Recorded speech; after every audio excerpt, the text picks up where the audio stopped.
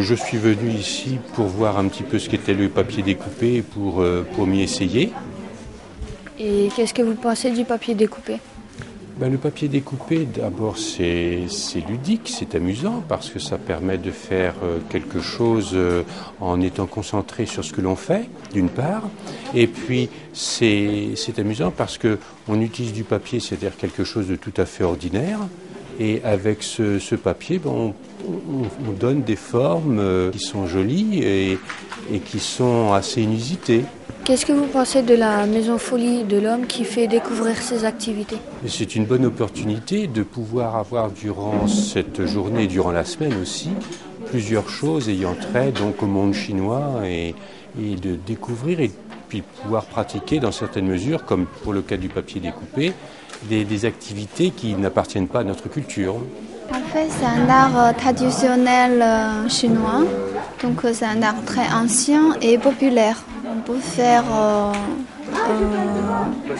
on besoin que des papiers, des ciseaux, et on fait le dessin dessus. Après, on peut découper. C'est très simple. On donne des styles très différents. Ah ouais, celui-là, je l'aime beaucoup à cause de l'ornement et le travail. Vraiment, pour moi, c'est l'art de l'ornement, quoi. Comment tout ça est fait ? En fait, le projet vient d'un artiste français et elle allait en Chine, prendre des photos en Chine et après, elle me donne des photos et ses dessins. Donc, je mélange avec la technique papier découpé et chinois. Et ça prend beaucoup de temps de faire un papier découpé ? Par exemple, un comme ça, au moins ça prend 5 heures. Il faut faire le dessin d'abord et découpe après. Oui, en fait, il y a les formes traditionnelles. Par exemple, ici, il y a les formes avec beaucoup de temps. Tu vois? Donc ça, c'est une forme on utilisait beaucoup sur le papier découpé. Sinon, après, il y a les ronds, les croissants, comme ça, on utilisait beaucoup aussi. Donc, il y a les motifs traditionnels.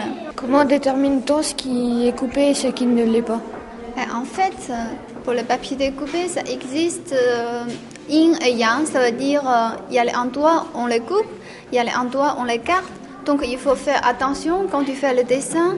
Il faut tous coller dans tout le dessin. Sinon, les formes vont partir. Moi, j'ai utilisé plus ciseaux parce que je trouve la coupe est plus belle que le cutter.